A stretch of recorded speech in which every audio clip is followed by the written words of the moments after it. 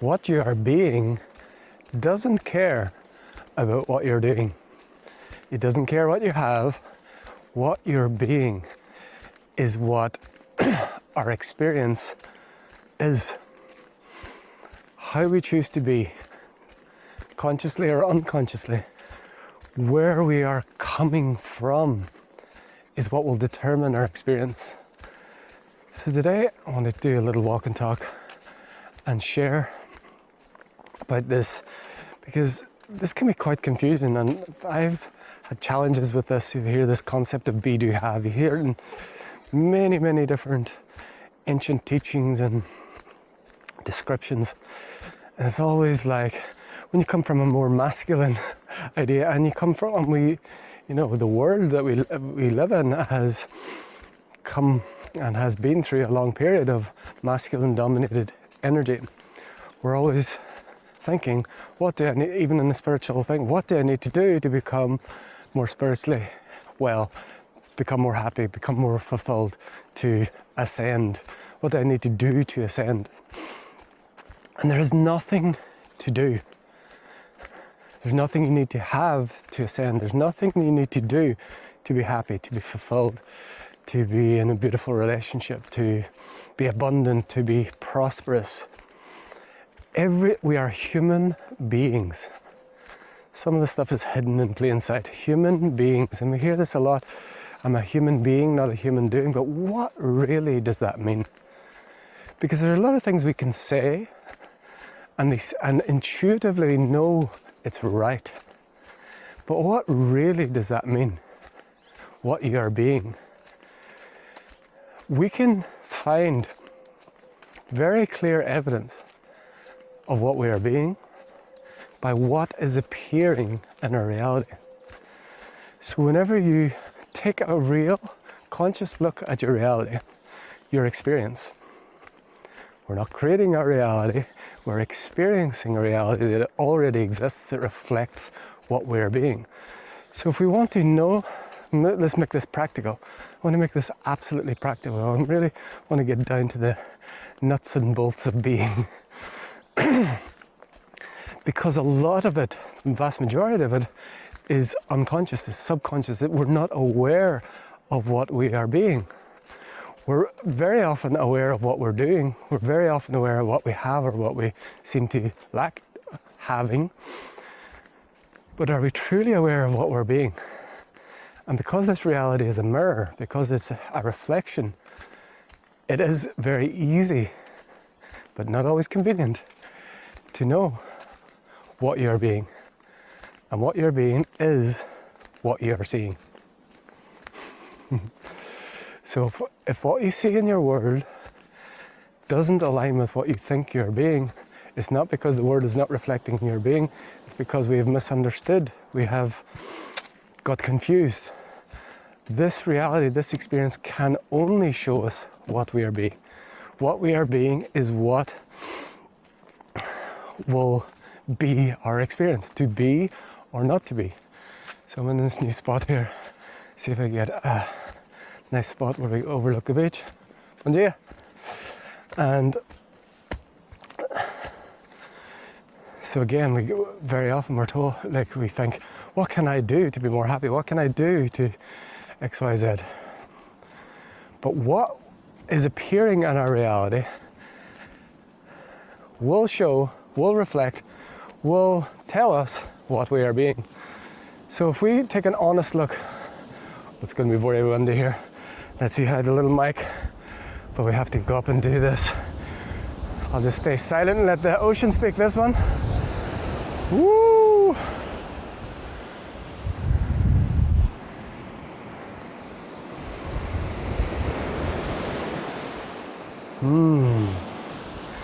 So what I'm being in this moment is grateful, inspired, happy, and creative.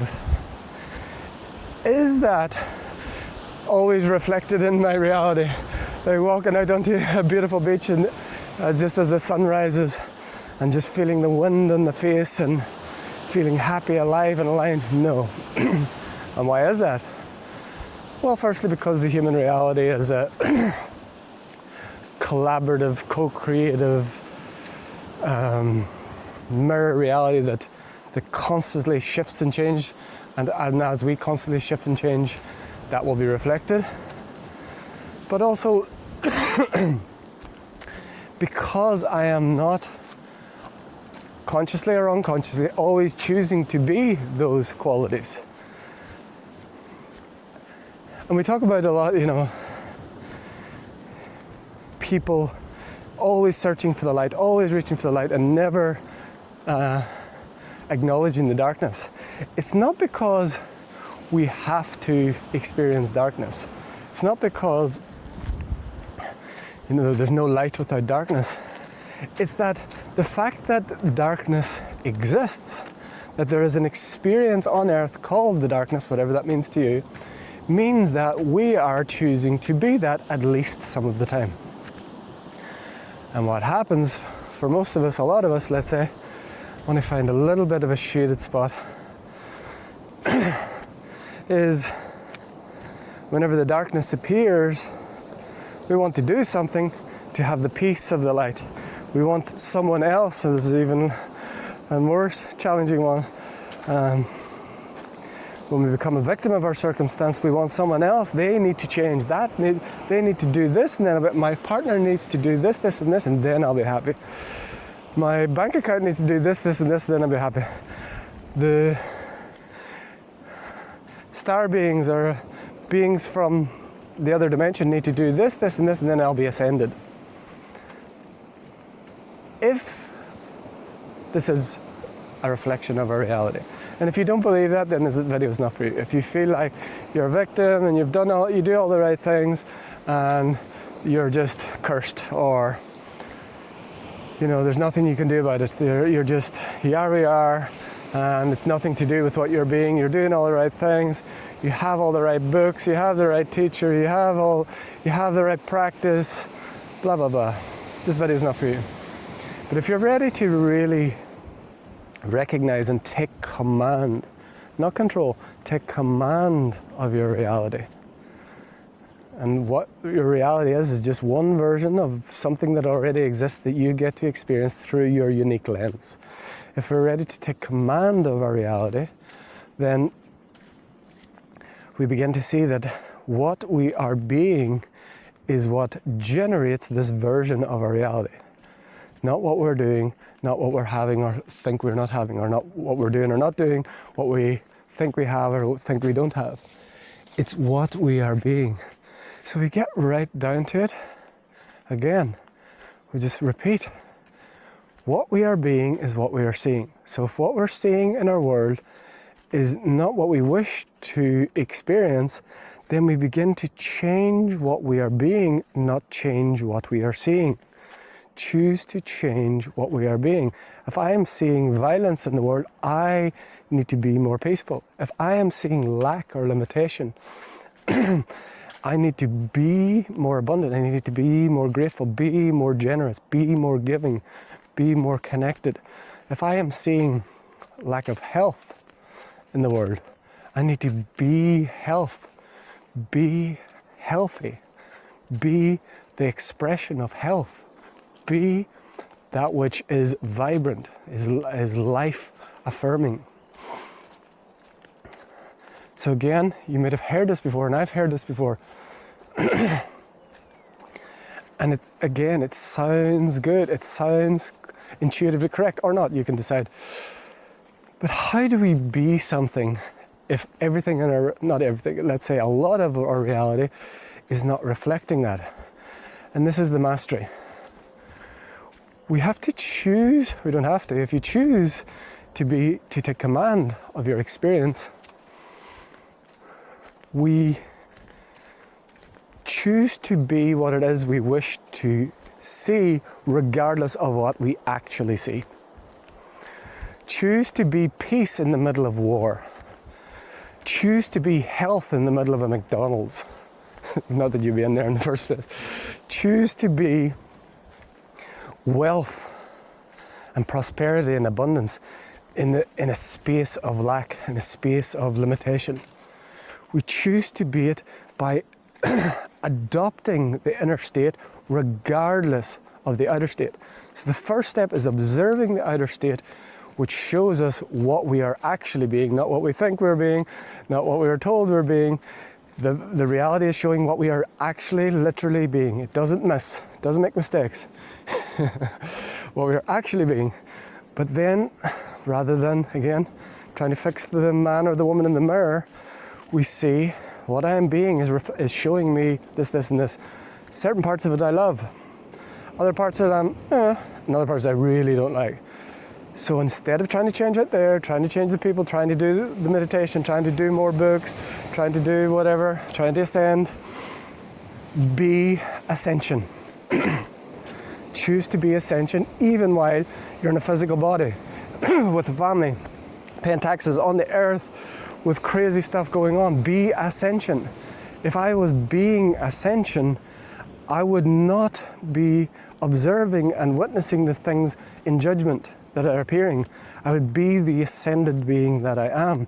I would choose unconditional love. I would be the love that I am, regardless of what's coming to me. People talk about ascending into the higher dimensions, and there's just so much judgment and so much separation in talking, and like the people that are ascended and the people that aren't, the people that's getting it and the people that's not, the people that's going to be left behind and the people that go. Those beings that share that, it's literally impossible for them to, quote, ascend. We are all already ascended. But because of this judgment, this idea of them and us, that very idea automatically discounts the ascension process, because the ascension process is ascending into oneness, becoming oneness, recognizing oneness, seeing we are all one, experiencing we are all one. And then when we be the idea of all one, then the actions that will come in this apparent separate world, you will do the things that come from oneness, and you will have the things that come from oneness. So we can literally be what it is we wish to see by first acknowledging what it is we do see without judgment of ourselves or victimizing the world or ourselves, and then choose to be what it is we wish to see regardless of what we continue to see. Because everything that we see in this simulation is built in with a delay, and it's a compassionate delay, and this is what we call the veil. This is how we've been sharing it recently. The veil, a lot of people have shared before, I want to get beyond the veil, I want to see beyond the veil. It's prison planet and we're stuck beyond this veil and we can't see, and all the other side is all heaven and on this side is all hell, and once I ascend to the fifth dimension everything's going to be fine. Bullshit. We are that. I am that. I am. The veil is a compassionate veil, because be real, be honest with yourself now. Just do a little heart experiment. I like that word. A little heart experiment now. Just for a moment, imagine that every single thought that you have, no matter what it was, the most beautiful thought, the most horrendous thought, instantly manifests in your reality without delay. Not a single second delay. So you think, I'm unworthy or I'm not good enough, and instantaneously you have the direct experience of that and reflections in your reality. If you're really honest with yourself, if I'm really honest with myself, would I be ready for that sort of reflection? How would your life be if every thought that you have instantaneously manifested in experience? And if you're honest, if you're watching this video, I'm very sure that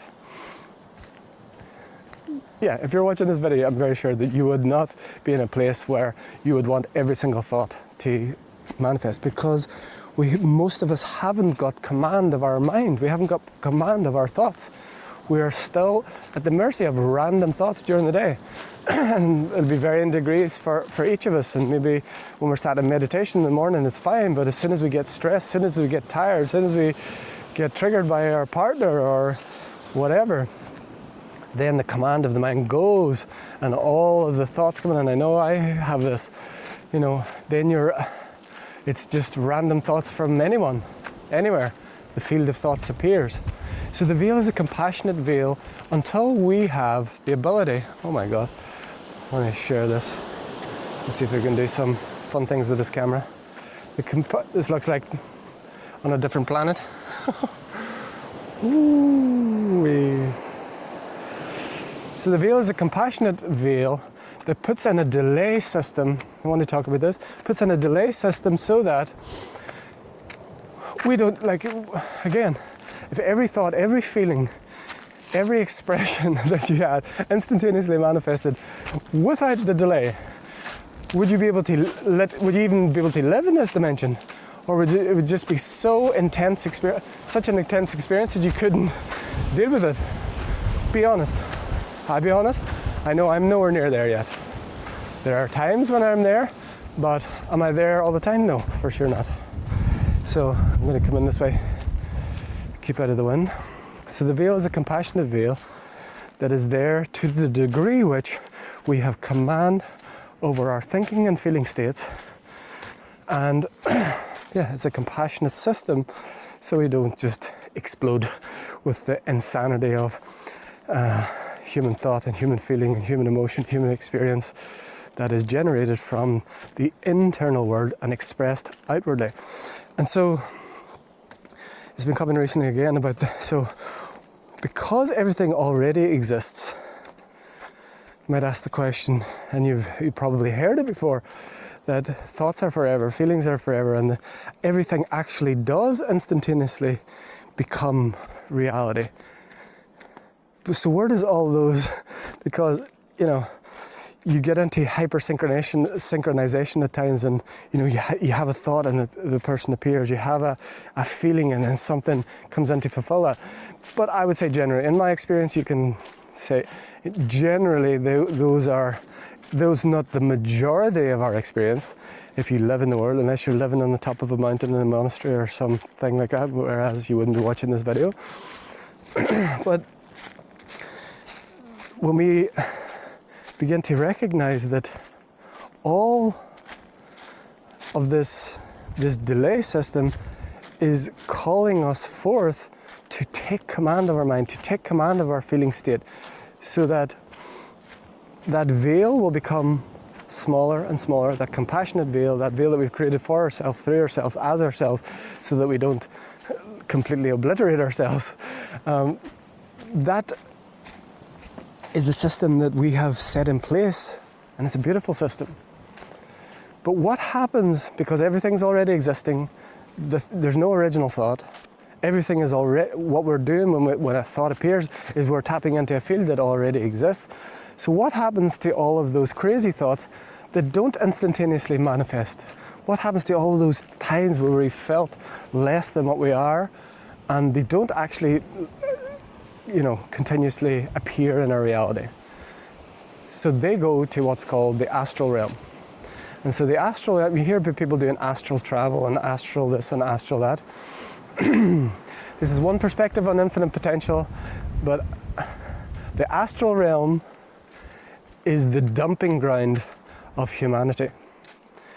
When you have a nightmare at night, that's you tapping into the astral realm, where you have dumped all of the insanity, all of the crazy thoughts, all of the feelings, and it's put into this dumping ground called the astral realm to be played out there, where you don't have to experience it in the physical.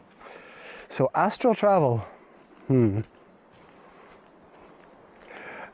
that'll do for another video. But so it all goes in there. And when I say goes in there, it's all already there. It's just that we don't get to experience it here because of this compassionate veil. So probably 99.9%, I don't know what the percentage is, let's say 80, it doesn't matter. The majority of our thoughts and feelings and things that play out that are not aligned with the highest version of ourselves actually go into this astral realm. They're existent in the astral realm. And only the things that we repeatedly be, repeatedly think, repeatedly say, repeatedly act upon, become our experience in the physical. Again, they all already exist. There's nothing new under heaven. So all the junk goes into the astral realm. If you want to travel there, go for it. Not my type of holiday, although I go there at times for other purposes. But just recognize that this is what a beautiful gift, and it's like a training wheels for humanity. So we get many, not just second chances, infinite amount of chances to take command of our experience, not control, not create. It's command, it's direct. It's we put the sail up and see that we can choose our state of being. And then we can, from that state of being, we have to choose it regardless of what the world is showing us. Because the world is showing us through this veil what we have repeatedly thought about, felt, spoken, and acted upon. That's what the world is showing. But because there's that delay, what you're seeing in your reality now is what you have thought, felt, spoken, and acted on in what we call the past. Again, there is no past, but we can't talk about this unless we, go there. So everything that is appearing in the reality now, including everything that I'm experiencing now, which I'm quite happy about for now, is an expression of a delayed response to what I have thought, felt, spoken about, and acted upon in this reality. So what is appearing now, it's not real. It's just who you were, what you said, what was before. What you are being is always here and now. So let's say I'm in a crowded city and it's completely insane and horns beeping and people pushing into me, and I'm like the complete opposite of this. Thank you, beautiful ancestors, for not pushing me as I did push you. And I'm like stressed and I'm feeling like all not fun. That's an expression of what I have thought, what I have felt, what I have been, what I've said, what I have done. And if I can choose, and I can, to be as peaceful, as calm, as centered, as creative, while I'm in that circumstance, when I go to the airport tomorrow, as I am here, that's choosing the state of being. Choose the state of being that reflects what we wish to see in the world without having to change what we see in the world. So if I can, and I can, and I'll report back if I did, I'm not saying I will, I can. I am saying I will. I am saying I will bring this piece of the forest and the beach and the coast into the airport tomorrow at stupid o'clock in the morning. That's choosing the state of being. That's the practical way, is like choosing to be what it is you wish to see when you can't see what it is you wish to see. Choosing to be peace when there's chaos. Choosing to be abundant when there is lack. Choosing to be whatever it is you wish to see. Choosing to be health in a hospital. That's the challenge and the mastery of an incarnation on earth, is we get these vast vistas of experience. We get all of these opportunities. So, how is your world reflecting to you now? Look at these little beautiful beetles. Angela's having fun with these recently. How is your world reflecting to sum it up, how is your world reflecting to what you are being? And can you choose the state of being that would reflect the world that you wish to see without actually seeing it yet? Knowing that there is this perfect design, knowing that there is this perfect system that allows this to be, allows the time for us to take command of our mind, take command of our feeling body, take command of our actions, take command of our being state. And that will automatically, it has to reflect our being state. And the one thing that is in here that is undefeated is eventually. Eventually is undefeated. It is law. It is law that the reality will conform and reflect your being state eventually. And the eventually and the length of time of eventually in this reality, we're not talking non-duality here, the length of time between the being state and the other side of eventually is the degree to which we have taken command of our mind, taking command of our feeling state, taking command of our actions, taking command of our experience through being continuously what it is we wish to see, even when we cannot see it. I am on a life mission to ignite, unite and highlight 144,000 heart leaders living and giving their unique genius in the earth, and to impact and inspire the next 7 generations on earth, leaving a legacy of love. If you'd like to find out more, if you'd like to consider looking at our community, this movement that we're building, drop a DM, send a message, and choose the state of being that you wish to see. Until next time, from my heart to yours, the divine in me sees, loves and honors the divine in you. Namaste. We are